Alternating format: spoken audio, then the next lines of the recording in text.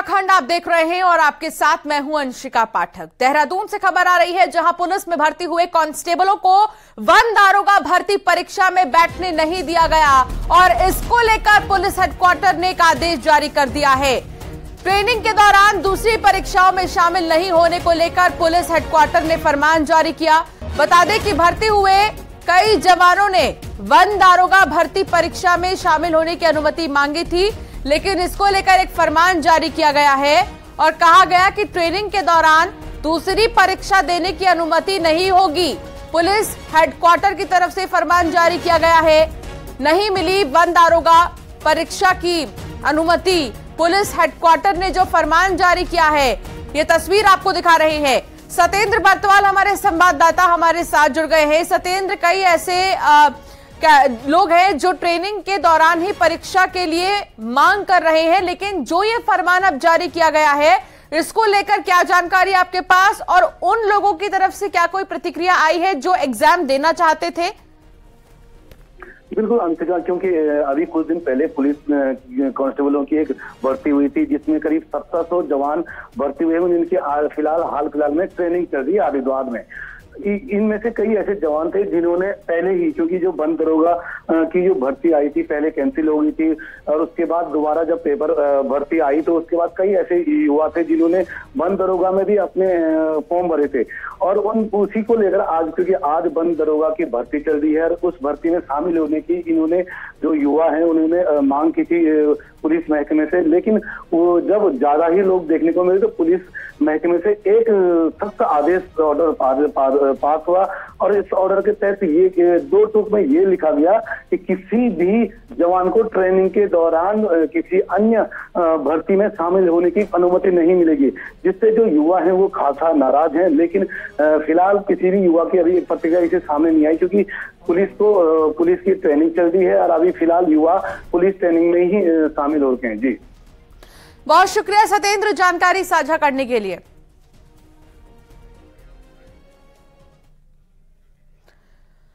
उत्तराखंड अधीनस्थ सेवा चयन आयोग पेपर लीक प्रकरण के बाद आज वन दारोगा भर्ती की परीक्षा आयोजित हुई। प्रदेश के 8 जिलों के 139 सेंटर्स पर वन दारोगा का एग्जाम हुआ है। आपको बता दें कि इसमें 51,000 से ज्यादा कैंडिडेट ने हिस्सा लिया। कड़ी सुरक्षा व्यवस्था के बीच सुबह 11 बजे से दोपहर 1 बजे तक एग्जाम हुए हैं।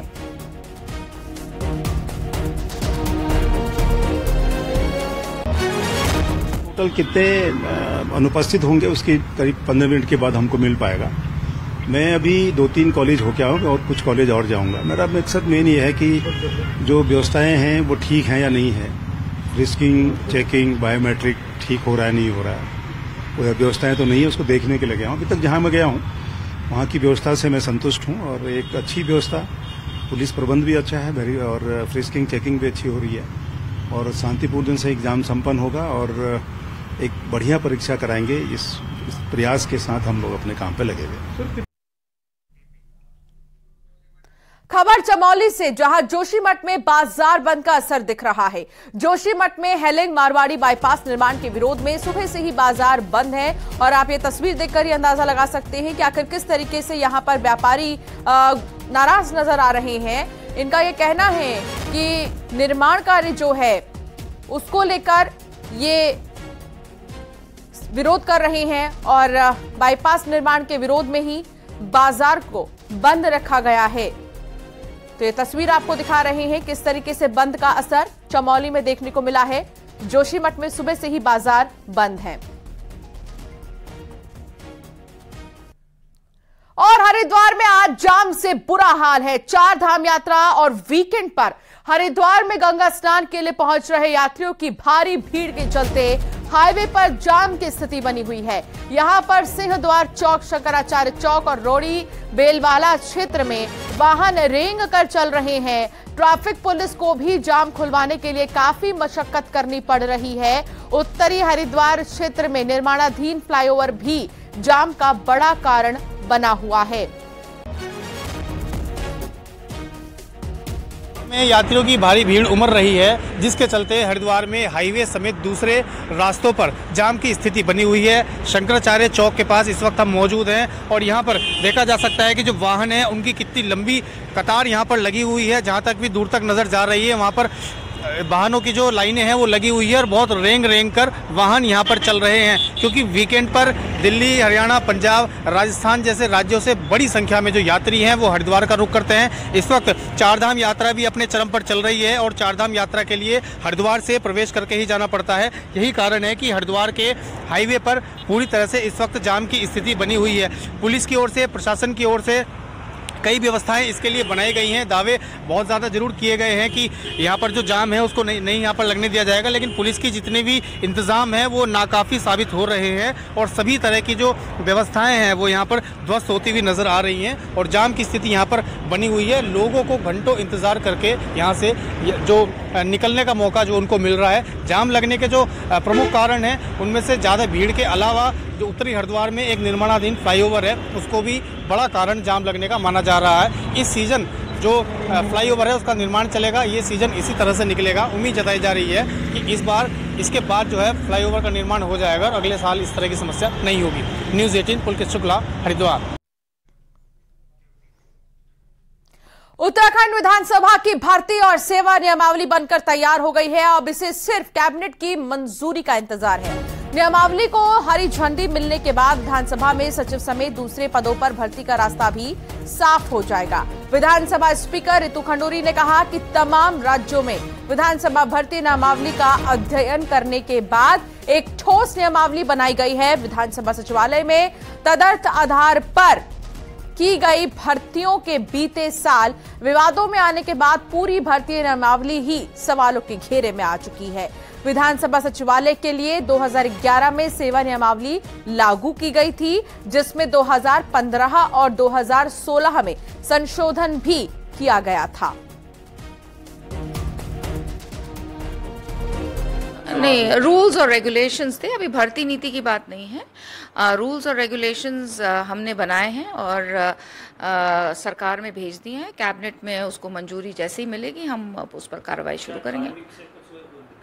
नहीं, अब कोई अड़चन नहीं। अब जो अड़चनें थी वो हम लोगों की, हमारी जो सेक्रेटरी हैं, OSD, सब डिस्कशन हो चुका है और अब वो शासन में है।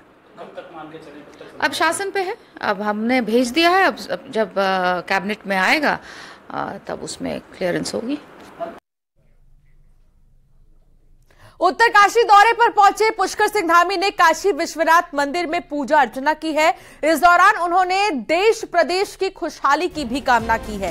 इसके बाद सीएम ने सीमांत गांव के छात्रों से मुलाकात कर उनकी समस्याएं सुनी और इसके अलावा सीएम जनपद के सभी संगठन से मुलाकात करने पहुंचे। तो ये तस्वीर आपको दिखा रहे हैं पुष्कर सिंह धामी की, और वो यहां पर छात्रों से भी मुलाकात कर उनकी समस्याओं को सुनते हुए नजर आए।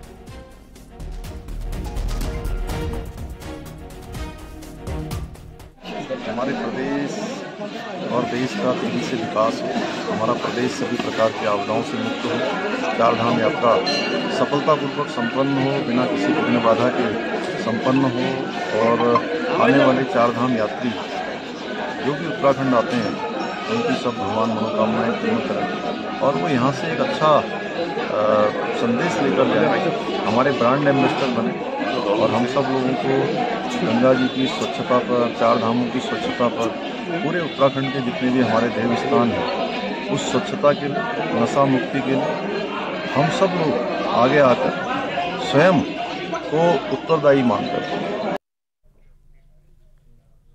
उत्तरकाशी जिले के दौरे के दूसरे दिन की शुरुआत में मुख्यमंत्री पुष्कर सिंह धामी ने सुबह नैताला गांव में प्रातःकाल भ्रमण किया।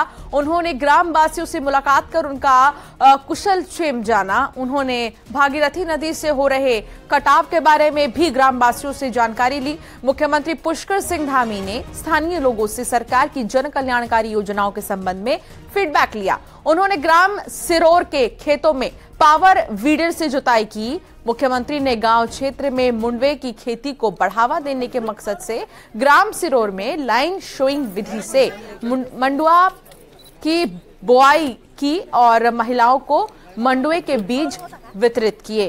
देखिए ये तस्वीर, किसान प्रेम जो है पुष्कर सिंह धामी का, वो बहुत पहले भी हमने देखा, लेकिन यहाँ पर वो बुआई करते नजर आए।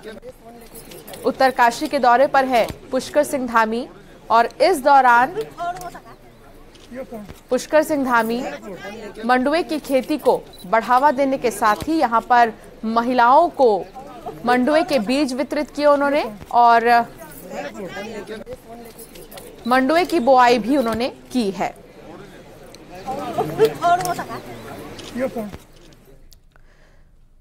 दो दिवसीय उत्तरकाशी दौरे पर पहुंचे मुख्यमंत्री पुष्कर सिंह धामी ने शनिवार को ग्राम नैताला में रात्रि चौपाल लगाकर जन समस्याएं सुनी और संबंधित अधिकारियों को समस्याओं के जल्द निपटारे के लिए निर्देश दिए हैं। गांव में पहुंचने पर स्थानीय लोगों ने मुख्यमंत्री का पारंपरिक वाद्य यंत्रों के साथ भव्य स्वागत किया। रात्रि चौपाल के लिए पहुंचे मुख्यमंत्री पुष्कर सिंह धामी ने लोगों के बीच जमीन में बैठकर प्रत्येक व्यक्ति की उनकी समस्याएं सुनी। उन्होंने कहा कि सरकार की योजनाओं और प्रशासन द्वारा किए जा रहे काम को आमजन के बीच बैठकर ही समझा जा सकता है। गांव मजबूत नहीं होंगे और ग्राम सभाओं में रहने वाले हमारे किसान हैं, सामान्य स्थिति में रहने वाले हमारी माताएं बहनें हैं, मातृशक्ति है, वो सब आगे आएं और जो तमाम प्रकार के स्थानीय उत्पाद हमारे स्वयं सहायता समूह के माध्यम से, होम स्टे के माध्यम से, स्थानीय जो उत्पाद बनाने के माध्यम से वो बहुत सारे काम कर रहे हैं। तो निश्चित रूप से उन सब के बीच में आकर फीडबैक भी मिला है। और वहीं बद्री केदार समिति के अध्यक्ष अजेंद्र अजय ने यूपी के मुख्यमंत्री योगी आदित्यनाथ से मुलाकात की। मुलाकात के दौरान बद्री केदार मंदिर समिति के परिसंपत्तियों के संरक्षण को लेकर चर्चा हुई है। इस दौरान सीएम योगी ने संबंधित अधिकारियों को तत्काल प्रभाव से कार्रवाई के निर्देश दिए। बीकेटीसी अध्यक्ष ने योगी आदित्यनाथ को बद्रीनाथ और केदारनाथ धाम आने का न्योता भी दिया है।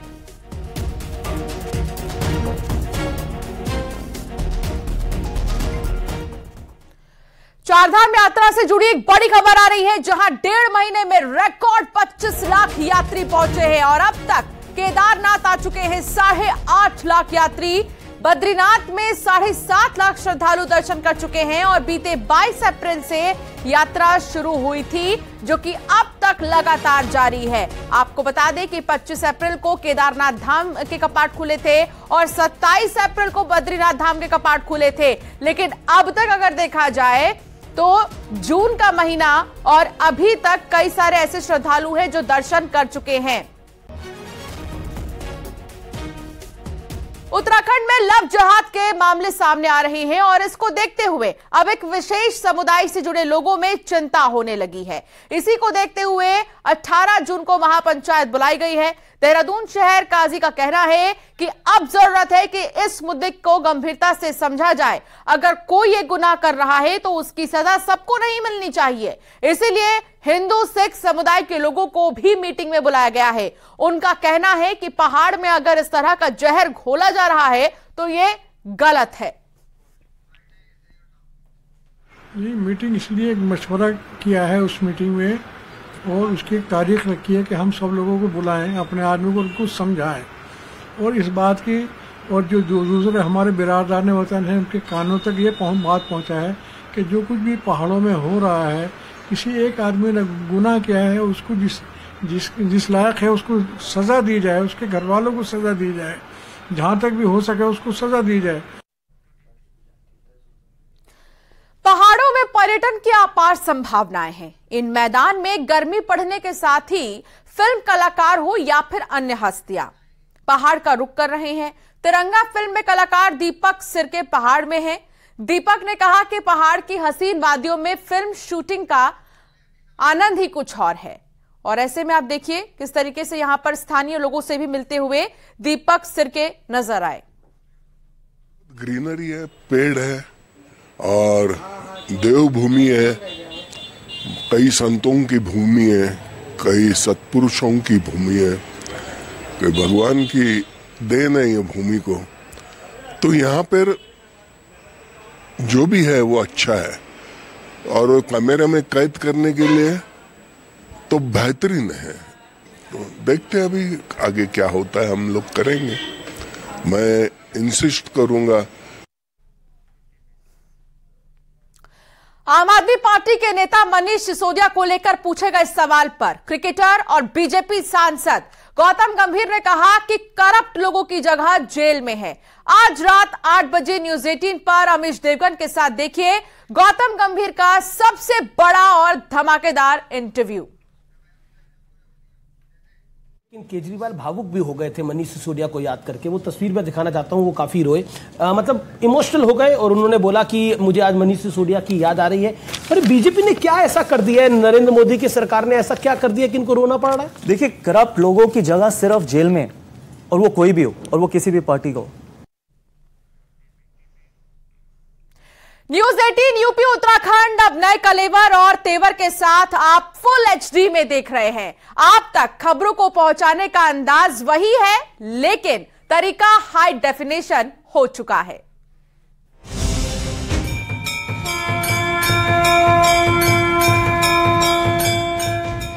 नया रंग है, नई उमंग है।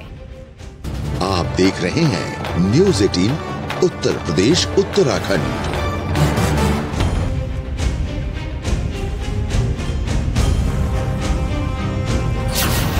नया है तेवर, नया कलेवर, और आज से आप हमें नए स्टूडियो में नए तेवर और नए कलेवर के साथ देखेंगे।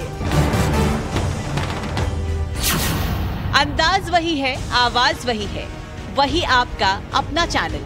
नमस्कार, उत्तराखंड एक्सप्रेस में आप सभी का बहुत स्वागत है और मैं हूं आपके साथ अमनदीप। न्यूज 18 यूपी उत्तराखंड अब नए तेवर, नए कलेवर के साथ देखिए फुल एचडी यानी कि हाई डेफिनेशन में। पाकिस्तान की टीम आपको बहुत मिस करती है। वो कहती है कि अब गौतम गंभीर नहीं खेलते हमारे साथ। अपने दर्शकों के प्यार और भरोसे को और मजबूत करता यूपी उत्तराखंड आज से नए सफर पर निकल पड़ा है। वो सफर जिसमें आपका सरोकार है, वो सफर जिसमें दर्शकों के लिए खबरों का नया अंदाज है, साथ में है फुल एचडी चैनल। और चलिए यहाँ पर रुकेंगे एक छोटे से ब्रेक के लिए। आप देखते रहिए न्यूज 18। न्यूज 18 यूपी उत्तराखंड आज से नए ऑफिस में शिफ्ट हो चुका है। ये तस्वीरें हमारे न्यूज रूम की हैं, जहां से अब हम हर दिन आपसे रूबरू होंगे। नमस्कार, मैं हूं शीनम शर्मा। ये वक्त है खबरों के सिक्सर का। न्यूज 18 यूपी उत्तराखंड के दर्शकों के लिए सबसे बड़ी खुशखबरी ये है कि अब आपका चैनल फुल एचडी में होगा, यानी अब जो खबरें आप देखेंगे उनका अनुभव और भी बेहतर होगा। नमस्कार, स्वागत है आपका। आपके साथ मैं हूं अमित गर्ग शुक्ला और बुलेटिन की शुरुआत करते हैं इस वक्त की बड़ी खबर के साथ। हमारे दर्शकों के प्यार और लाड ने हमें पहले ही नंबर 1 का ताज पहना रखा है, यानी आपका अपना channel news 18 UP Uttarakhand TRP का बादशाह है। यूपी उत्तराखंड में सबसे अधिक देखा जाने वाला चैनल। दर्शकों के इस प्यार और भरोसे के बदले अब हम नए तेवर, नए अंदाज और नई उमंग के साथ आप तक खबरें पहुंचाएंगे।